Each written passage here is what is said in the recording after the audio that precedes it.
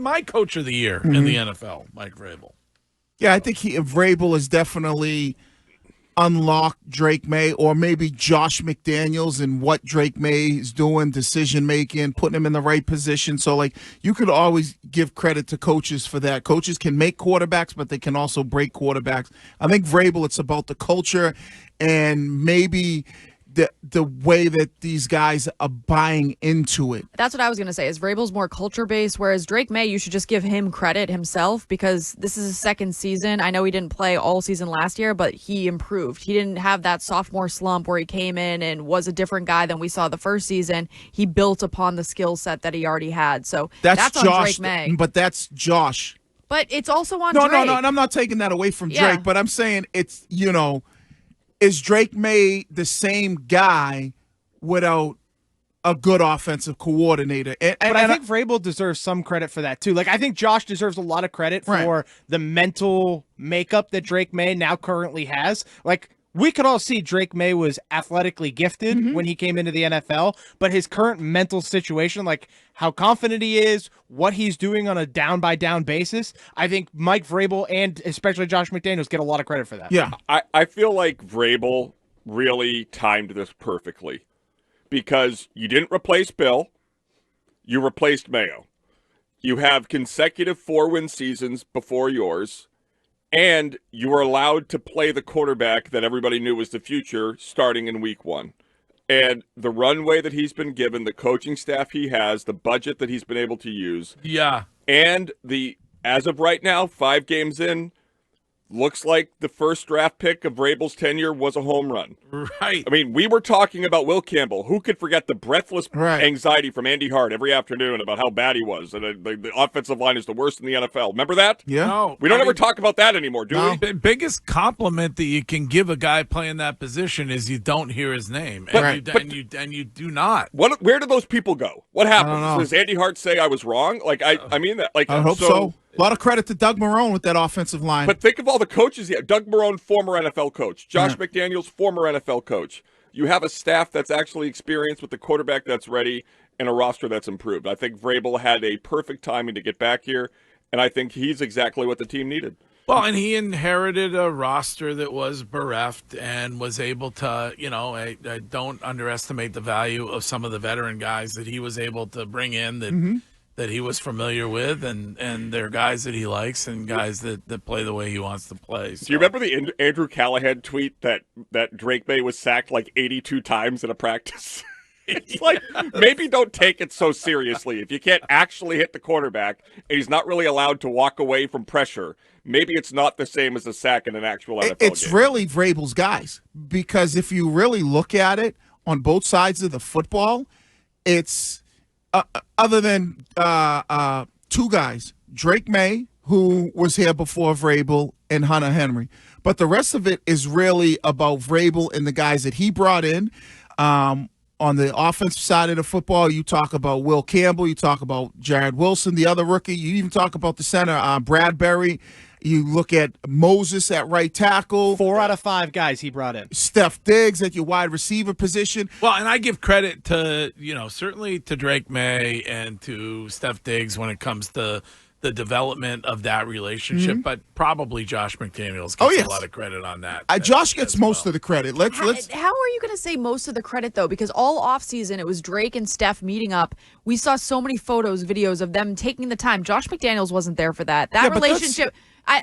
I'm just saying that relationship started far before preseason, and it was what relationship? The relationship between Drake and Steph, the relationship Drake continued to build with Hunter Henry, other guys that were meeting up before any coaches were involved. Yeah, but he was probably meeting with Josh way before. But Josh wasn't there when they were cultivating that relationship. No. I'm not talking. But that's routes versus air. That's just about running routes. They made the effort to build upon something, and that's credit to them. Right. But they were doing that last year. Every year quarterbacks. Steph Diggs wasn't here last year. No, but every year quarterbacks and wide receivers, they get together as a group. They go out there, they run routes together, and they build this relationship. But at the end of the day, it's about that offensive coordinator and that quarterback coming together and the offense that's put together. But Scheim told you he stinks. Well, I don't know. I still think on a down-by-down basis, Josh McDaniels' play calling is average. Like, I don't think it's great. But when you take You into button account hooked me. when you take into account all of the stuff he has done with Drake off of the game field, I think that is where you get the value of Josh McDaniels. The understanding of the game, the understanding of situations, the understanding how to run an offense. I think that's where Josh McDaniels has his value. And when you hear Brady talk, and this is if you watch Brady and he does the broadcast, and when he talks about quarterbacks and how they can throw their receivers open, how they could put the ball in the right place, and he credits a lot of that to him and Josh's conversations. Those are the things that I'm talking about that Josh McDaniels is doing for Drake Maye. Hey, when we're running, the back pylon, make sure we're throwing the ball here. Please don't bring up the back pylon. I'm just using that as an example. I don't want to hear back pylon. I'm just using that. No, Wiggy's great. I'm Wiggy's definitely right. I'm just using that as an example. So what he's doing is teaching Drake Maye, okay, here's where we need to be. Here's where we need to go with the football. In this situation, make sure that you're looking the safety off. Like, these are all the things that Josh McDaniel is teaching Drake Maye. And I'm not saying Drake Maye doesn't have the talent, but you see when you have a good offensive coordinator. Can you give him his S also? The man has lived his whole life with an S. Give it to Josh McDaniels. All right, give him the S. Well, It gets confusing because Mike McDaniel and then Josh McDaniels. I like Dropkicks Murphy. That's my favorite. Mr. Josh McDaniel. Put the S on it. Greg, I also think... Put the S on his name. Yeah, I always put the S on McDaniels. Well, you just didn't. Right. I mean, put the S. No. Give the man his S. Right. He's been so big he has to be plural. Yes. Greg, the other thing is the existence of McDaniels on the staff has really helped make the absence for health and, obviously fighting cancer for the defensive coordinator, I think, more manageable for the organization because Vrabel, I'm sure, has been spending a lot of time game planning with the defense, knowing that the offense is in control of the hands of Josh McDaniels. So because we all thought, just think about where we were after week 1. Yeah. And how demoralizing that Raiders game was and where they are now. And the other thing is, should people not react week to week? Like, should you just say the same thing regardless of what the outcome of each game is? Well, I find that to be fascinating. Like, did anybody think they would win the way they did Sunday night? No. Okay, what was the one thing we hadn't seen from Drake Nate Maye? Burleson did. Well, that's right. Well, he's much smarter. Yes, he did. What's the one thing that Drake Maye had yet to do prior to Sunday night? Fourth quarter comeback.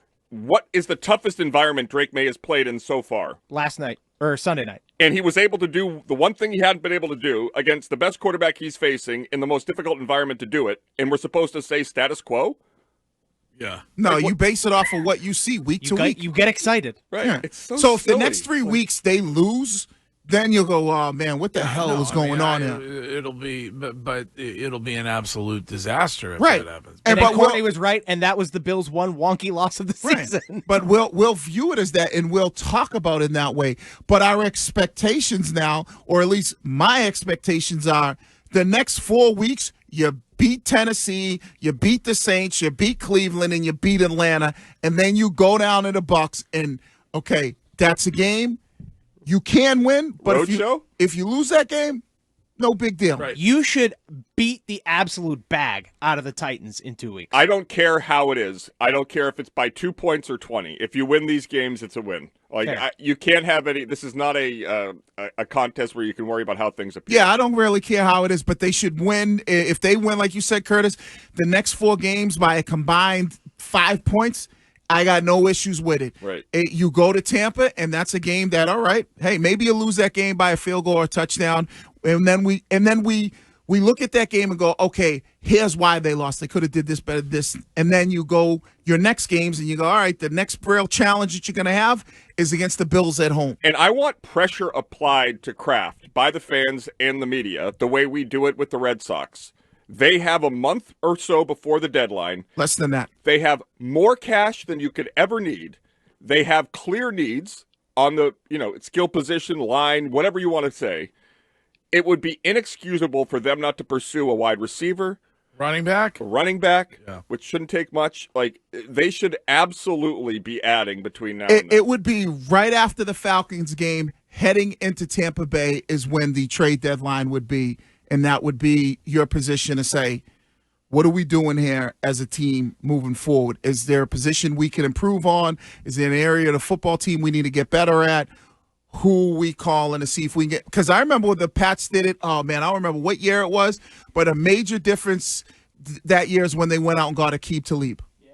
Huge. And so, like, that was right at the trade deadline, and he played a major role. I think he helped you win a Super Bowl, correct? I believe so. You know, it's been so long ago, but I think that was in the drought between Super Bowls. He might have helped you get to one. Okay, all right, but he was a guy that you needed help at the cornerback position. So maybe that's something that you kind of look at. Hey, guess what? If Steph Diggs looks like the old Steph Diggs, maybe you don't roll the dice and go get a wide receiver. Yeah, maybe he did not win. Maybe you feel good about it. Right, but no matter what they do, when it comes to receiver, trade whatever the pick is. This is now an organizational failure for 25 years. You cannot draft receivers. So use a draft pick for a known commodity at that position. I don't know. Tyquan Thornton looks pretty good.